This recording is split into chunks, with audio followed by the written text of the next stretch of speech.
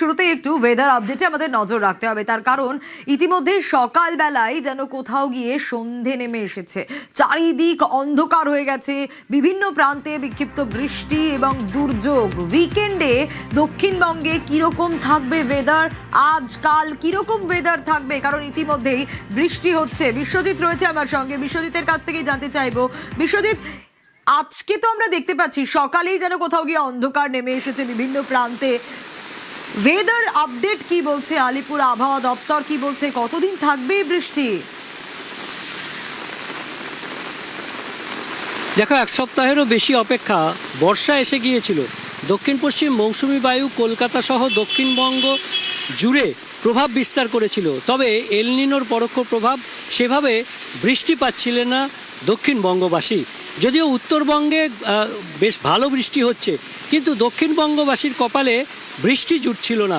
গরম এবং আর্দ্রতাজনিত অস্বস্তি অর্থাৎ ঘামে ভেজা বর্ষা উপভোগ করছিলেন দক্ষিণবঙ্গবাসী। আজ সকাল থেকেই সেই বর্ষার বৃষ্টি পেল কলকাতা সহ দক্ষিণবঙ্গের একাধিক জেলার বাসিন্দারা। অন্তত 11 জেলাতে এই মুহূর্তে আলিপুর আবহাওয়া দপ্তরের খবর, অন্তত 11 জেলায় হলুদ সতর্কতা জারি হয়েছে এবং বৃষ্টি চলছে। আর এই বজ্রগর্ভ মেঘের সঙ্গে যে বজ্রবিদ্যুৎ সহ বৃষ্টি হচ্ছে, হালকা ঝোড়ো হাওয়া বইছে এবং উইকেন্ডে যে একটা ভালো বৃষ্টি হবে তার ইঙ্গিত আগেই দিচ্ছিল আলিপুর আবহাওয়া দপ্তর। এবং সেটা যে শুক্রবার সকাল থেকেই শুরু হয়ে যাবে এই ভাবনা হয়তো অনেকেরই ছিল না। শনি রবিবার বৃষ্টি বাড়বে এমনটাই পূর্বাভাস ছিল, তবে শুক্রবার সকাল থেকেই ঝিরঝিরে বৃষ্টি প্রথমে, তারপর এক নাগাড়ে বৃষ্টি, অর্থাৎ বর্ষায় ঠিক যেরকম বৃষ্টি হয় সেই ঘ্যানঘ্যানে বৃষ্টি শুরু হয়েছে কলকাতা, হাওড়া, হুগলি, পূর্ব ও পশ্চিম বর্ধমান, বীরভূম, মুর্শিদাবাদ, নদিয়া এবং ঝাড়গ্রাম জেলাতে।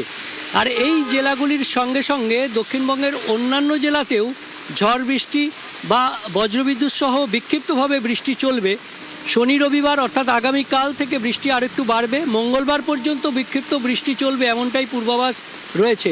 একই সঙ্গে মৎস্যজীবীদের জন্য সতর্কবার্তা রয়েছে, কারণ এই মুহূর্তে সমুদ্রে অর্থাৎ বঙ্গোপসাগরে ওড়িশা এবং বাংলার বঙ্গোপসাগর এলাকাতে বেশ জোরালো ঝোড়ো হাওয়া বইবে 60 কিলোমিটার গতিবেগে। আর সেই কারণে পশ্চিমবঙ্গের মৎস্যজীবীদের যেমন উপকূলে যেতে নিষেধ করা হয়েছে, তেমনি উত্তর ওড়িশার উপকূলে যে মৎস্যজীবীরা রয়েছেন তাদেরকেও আগামী রবিবার পর্যন্ত সমুদ্রে যেতে নিষেধাজ্ঞা রয়েছে। অর্থাৎ মৎস্যজীবীদের জন্য সমুদ্রে নিষেধাজ্ঞা, সমুদ্র উত্তাল হচ্ছে।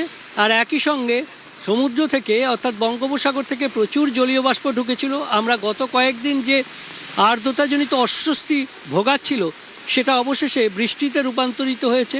আর এই বজ্রগর্ভ বৃষ্টিসহ বর্ষার বৃষ্টি আপাতত দক্ষিণবঙ্গে চলবে এমনটাই জানাচ্ছে আলিপুর আবহাওয়া দপ্তর। শনি রবিবার এই বৃষ্টিটা আর একটু বাড়তে পারে বলেই ইঙ্গিত আলিপুর আবহাওয়া দপ্তরের।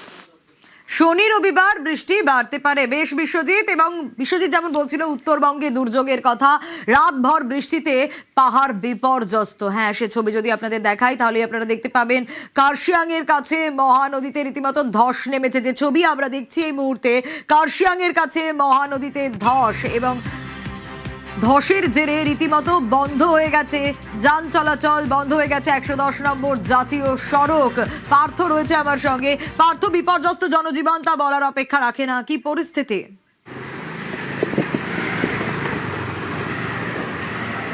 একেবারেই তাই। দেখো, গত কয়েকদিন ধরে বৃষ্টি হচ্ছে এবং গতকাল রাতে কিন্তু অবিরাম বৃষ্টি চলে পাহাড় থেকে সমতল সর্বত্র, এবং তার জেরে নতুন করে ধস নেমেছে কার্শিয়াংয়ের ঠিক নিচেই মহানদীতে।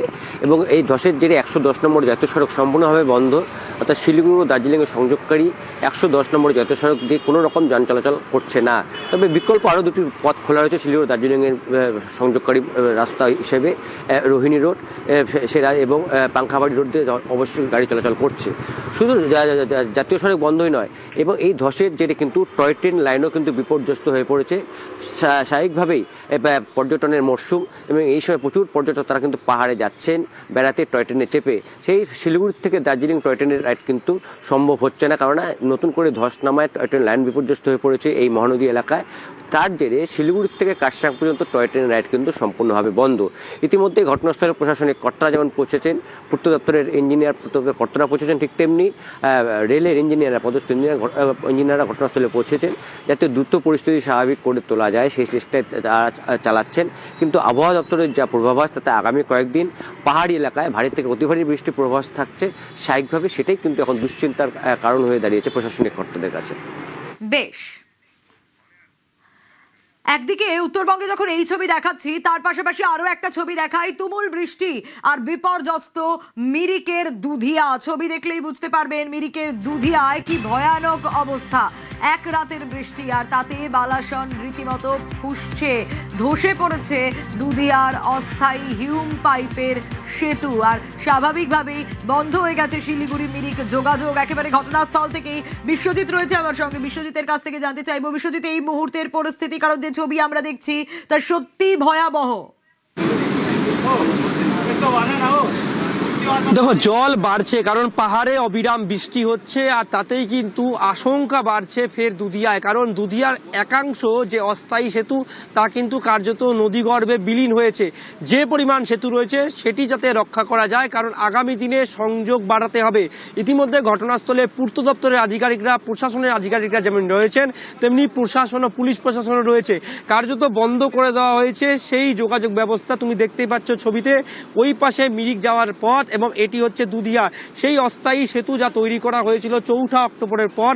কার্যত 42 দিন বন্ধ ছিল লোহার সেতু, সেই সেতুকে কার্যত নতুনভাবে করার কাজ যেমন পূর্ত দপ্তর করছে তেমনি অস্থায়ী হিউম পাইপের সেতু দিয়ে কাজ শুরু হয়েছিল।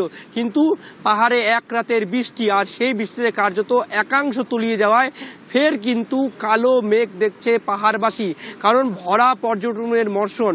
এই মরশুমে প্রচুর মানুষ পাহাড়ে যায় এবং সেক্ষেত্রে মিরিকের যোগাযোগ ব্যবস্থা প্রায় বিচ্ছিন্ন হয়ে যাওয়ায় কার্যত আতঙ্ক এখানকার বাসিন্দারা, কারণ এখানকার বাসিন্দাদের রুজি রোজগার হচ্ছে পর্যটনের ওপর।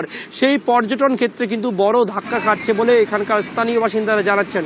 তবে স্থানীয় বাসিন্দারা অভিযোগ করছেন যে পূর্ববর্তী সরকার এবং জিটিএ প্রশাসন সঠিকভাবে কাজ না করায় কার্যত এই সমস্যা হচ্ছে।